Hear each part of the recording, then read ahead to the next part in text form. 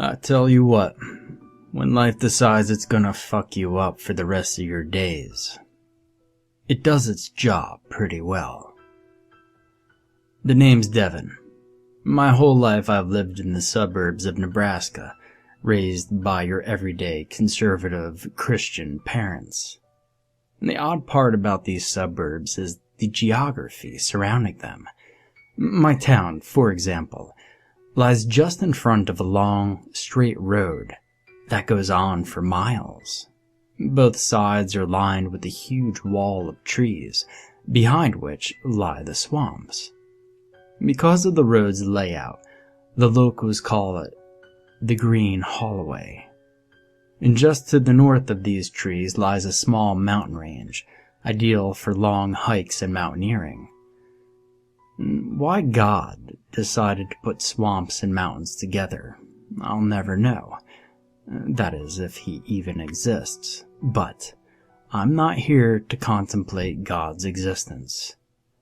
I'm here to tell you how life fucked me over. Let me explain. It started on a quiet summer evening. I lived only a few miles away from my parents, on the opposite side of the Green Holloway from them. And we hadn't seen each other in a while, so they decided to drop me a line and invite me over for dinner. Having nothing better to do that night, and unwilling to pass up a home-cooked meal, I accepted. Now, because the Green Holloway is mostly barren, and because I love the great outdoors, I preferred to bike to my parents' house whenever I visited.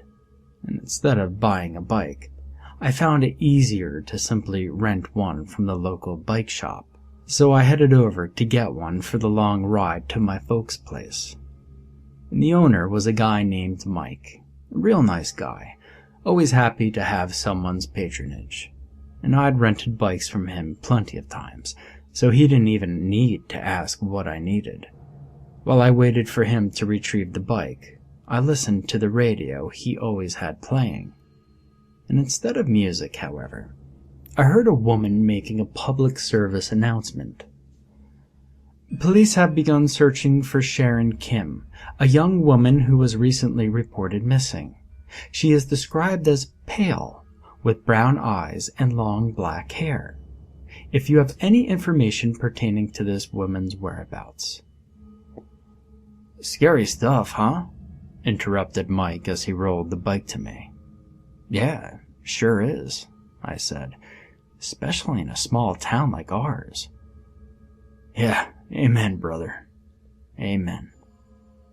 And so, putting aside thoughts of this missing girl, I set out on a bike trip I had taken many times before, down the Green Holloway. I always loved biking down that road. The feel of the wind on my face as I whizzed by the trees was exhilarating, and I felt like I was soaring through the wind as the world to my left and right melted into a green blur. It was liberating, a sensational journey that made you forget all of your troubles, until life decides that the ride's over.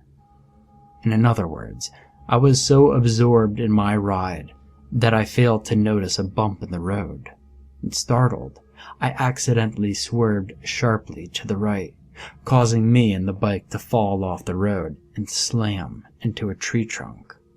Now, luckily, I was wearing a helmet, so I was fine other than a few scratches on my arms, just a minor inconvenience. Then I saw the bike and swore loudly. The front wheel had been bent inward from the impact, rendering it useless. God damn it, I thought. Mike's gonna have my head on a pike. Thoroughly pissed off, I picked up the bike and began walking it down the Green Hallway, continuing to my parents' place, figuring that I'd already gone far enough to be close. And as it turns out, I wasn't. And after about 10 minutes of walking, I realized that I still had plenty of road in front of me, stretching as far as the eye could see as an endless asphalt strip. I pulled out my cell phone and tried to call my parents for help, but Of course, there was no reception. At this point, the sun was beginning to set, and I was sure I was late. Just as I was about to resume my long trek, a faint rumbling pierced the silence. I felt my eyes widen with hope and excitement as I saw the source. A gigantic RV. I dropped the bike and stuck my thumb out with my right arm while waving with my left and calling out for the driver to stop. The RV came to a screeching halt right next to me, its imposing size making me feel like an ant. The door opened, and out walked the driver. Now, he was a large man, standing about 6 feet with muscly arms.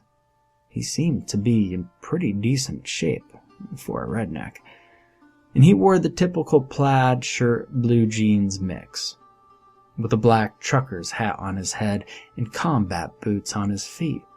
He had a scraggly beard and smelled faintly of flower-scented Febreze. "Well, howdy," he said with a smile. "Y'all needin' a lift?" And I smiled back, relieved he had stopped. "Yeah, you know it." "Well then, you just hand me your bike and I'll pop her in the trunk. I need to refill the tank anyways." I handed him the bent-up bike and walked inside the RV. It had a narrow hallway going straight to the back, where the bedroom was. There were several wooden drawers lining the left, with a marble counter on top, and a wooden cabinet hanging above the counter. Next to the counter was a door, probably a closet or a bathroom, and to my right was a booth with a wide window behind it, curtains drawn. The cushions looked like new and the table was spotless, and I was impressed by how clean the place looked. I decided to use the bathroom while I waited for the redneck to finish refueling the RV, and I opened the door next to the counter, only to find a supply closet full of water and emergency supplies. Not finding any other doors, I made my way into the bedroom, figuring that the guy wouldn't mind if I was just doing my business. There were 2 doors, one to my left and one to my right, and I figured one of them was the bathroom, but I didn't want to continue snooping around the RV like no one's business, so I quickly popped my head out of the RV and asked, "Hey, sir, you mind if I use the bathroom?" I asked, realizing that I didn't even know his name. "Franklin. My name's Franklin," said the redneck. "Sure, that ain't no problem. Just head down to the back, and the bedroom is in the door right in front of you. The bathroom is there, so go in and then it's the door on the left." I nodded and headed back inside. I went back into the bedroom, and as I entered, I noticed the strong smell of Febreze. But there was also something unusual underneath it. Something almost sinister. I couldn't figure out what it was, so I decided to do just what I had to do in there. While I was in the tiny bathroom of the RV, the smell continued to whip through the air. It began to smell sickening, like something rotting. It became more and more pungent the longer I stayed in there, and I became increasingly nervous. What the hell is that stench mixed with the Febreze? It smells like a decaying animal. And it finally hit me that what I was smelling was in fact rotting flesh, and my heart sank. The more I thought about it, the more scared I became. I tried to pass it off as my imagination running wild, or my senses playing tricks on me, but it was all too real. I imagined a corpse being hidden somewhere in the room. The door on the right of the bedroom's entrance immediately came to mind. When I finished, I walked out and continued to smell the odor. At this point, the overtones of rot mixed with the strong smell of flowers was unbearable. As I got to the entrance to the bedroom, it seemed to get stronger. and I couldn't take it anymore and had to know where the smell was from. I leaned towards the door on my right and noticed how the smells became even more intense the closer I got to the door. I allowed my piqued curiosity to get the better of me. I opened the door and jumped back, horrified. Inside was nothing other than a small, blood-stained cardboard box full of bones and innards and flesh. I leaned against the wall and tried to catch my breath as I stared at the discarded remains, mesmerized by the sheer shock. My stomach felt like it had been tied in a double knot, and it took all my willpower to not throw up. And I was sincerely praying to God that those remains were not a person's. Then I saw something round, like a misshapen sphere. I concentrated on it, trying to make out what it was. As I focused more and more, I began to make out pale skin with bloodstains on it, and strands of long, black hair. And I felt the blood drain from my face, and my knees grow weak as I remembered the radio report. She is described as pale, with brown eyes and long black hair. Pale skin and long black hair. Long black hair. Oh God. I had stumbled across Sharon Kim's rotting remains in a cardboard box. Unable to keep it down any longer, I leaned over and vomited into the box without even thinking. And terrified, I began to run towards the RV's door, when I suddenly stopped myself. If the redneck saw me running, he'd know I'd found the girl's remains, and he'd probably try to kill me. I plopped down on the booth, panting and trying to regain what composure I possibly could. And after a few seconds, I decided to go and get some air, hoping that the redneck wouldn't catch on. When I stepped outside, he was still pouring gas into the tank, his sleeves rolled up. You almost done there, Franklin? I asked him, giving 110% into keeping my voice as calm as possible. Yeah, Franklin said. I'm just about done, so don't you worry. Alright, cool, I said. I leaned against the RV, still reeling from what I'd seen, and my eyes fell upon a scar running down the length of Franklin's right forearm, ending at his wrist.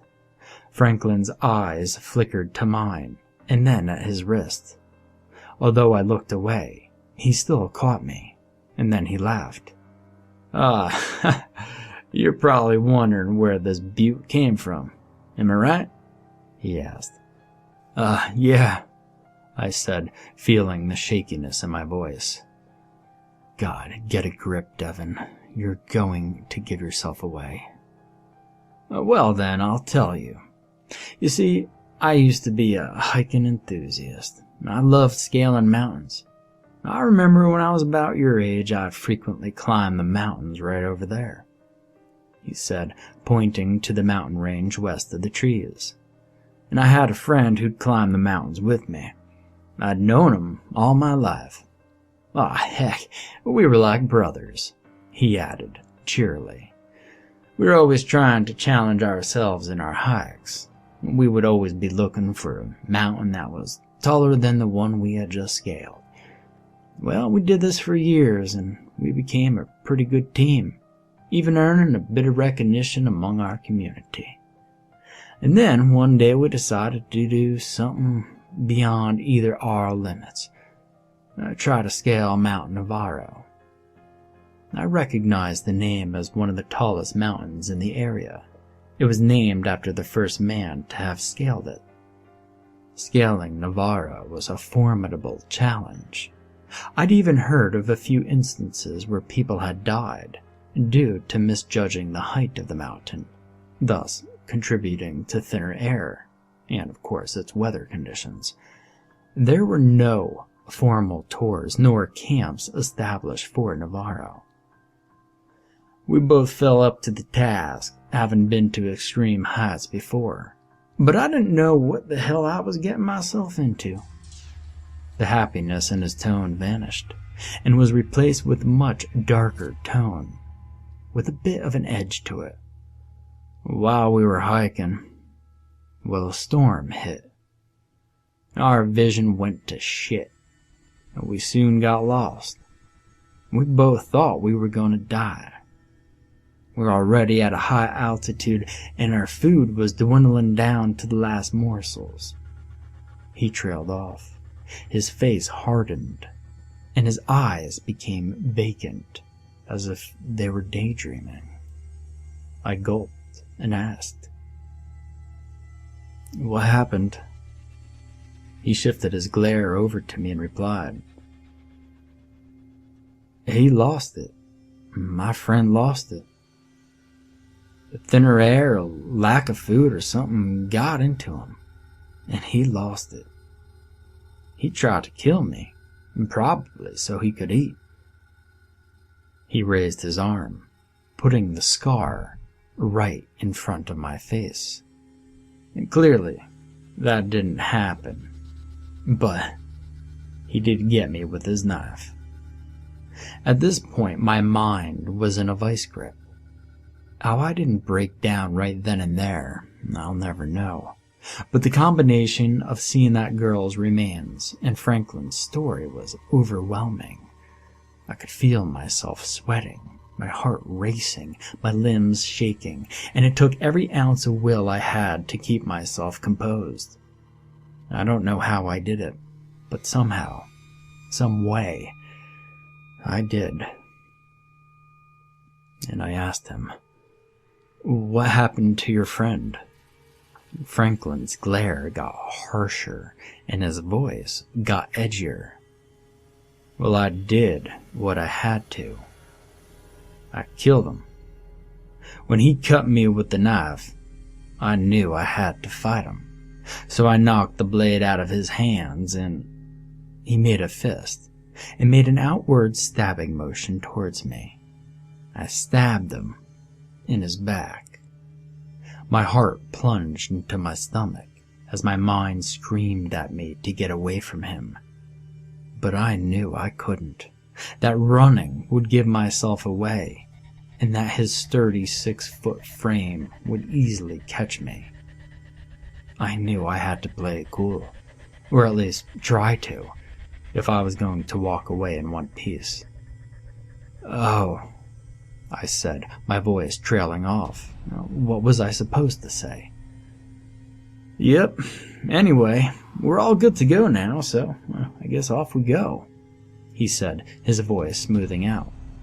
So we both stepped back into the RV, and Franklin began driving down the green hallway again.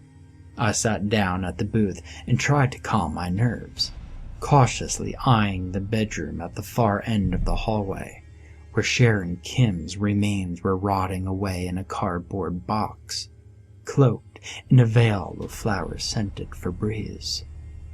I focused on controlling my breathing, making it steady and calm so as to not seem frantic. And really, I didn't know what the hell I was supposed to do at that point. I was in an RV with a murderous redneck driving down a bare road at sundown. My parents were probably worried about me at this point, and I didn't even know if I would get to see them again.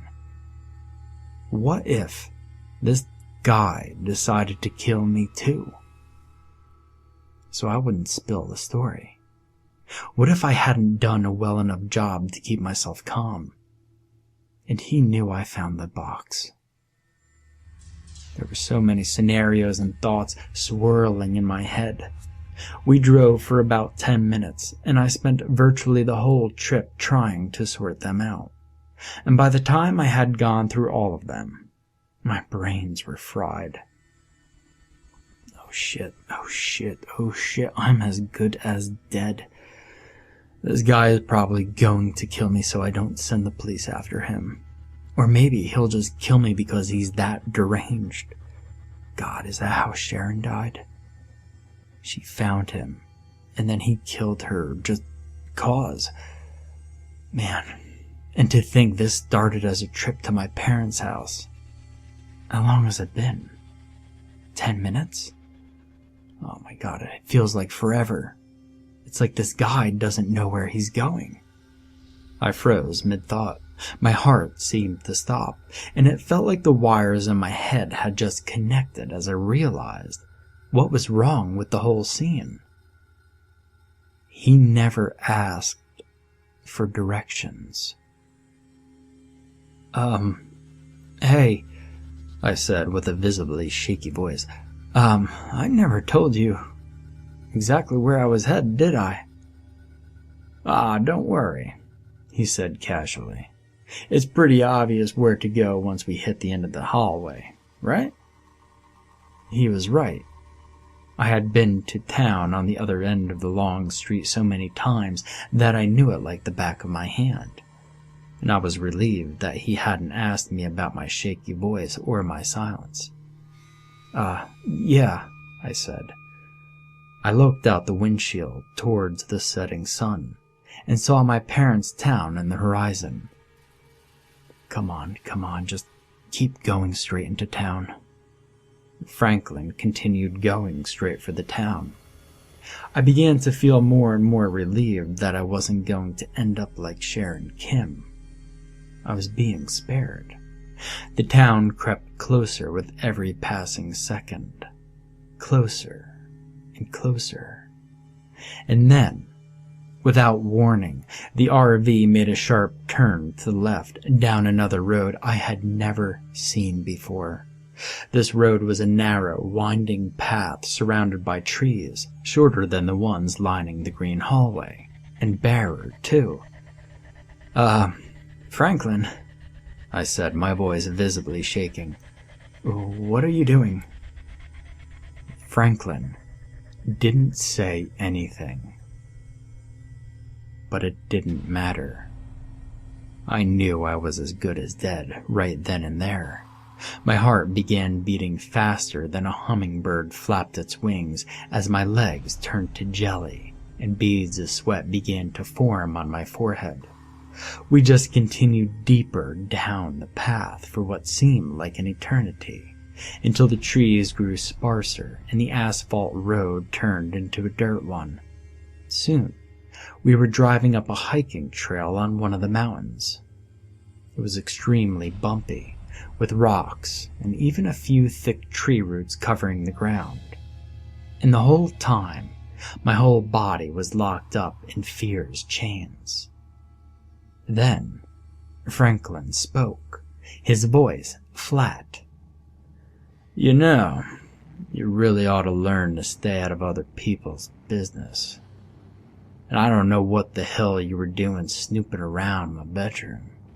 But either way, I know you found that girl. I could see your face was white as a fucking sheet when you step out of the RV. But at the same time, I gotta hand it to you for trying to keep your cool. When I told that girl, what was her name again? Shannon? Sharon? Doesn't matter. Anyway, when I told her the story behind my scar, she couldn't help but try to run off. Sadly for her, she wasn't fast enough. Not like that mattered in the end. Hearing that last sentence added confusion to the swirling mass of fear in my head. It didn't matter in the end. What? When the RV came to an abrupt halt in the middle of the dirt hiking trail, he turned and faced me, looking me dead in the eye. His eyes had a sedated, vacant look like before. The look of a madman. You see, I wasn't entirely honest in my story. While I did kill my friend on that hike up Navarro, it wasn't 'cause he had lost it. It was 'cause I had lost it. When we were up there, our food supply was indeed getting low. We were already so high up on that mountain, and the thinning air was starting to mess with my head. I started getting desperate, paranoid, afraid that I'd never get off that god-forsaken mountain. And around that time, my friend started to look pretty good, if you know where I'm getting at.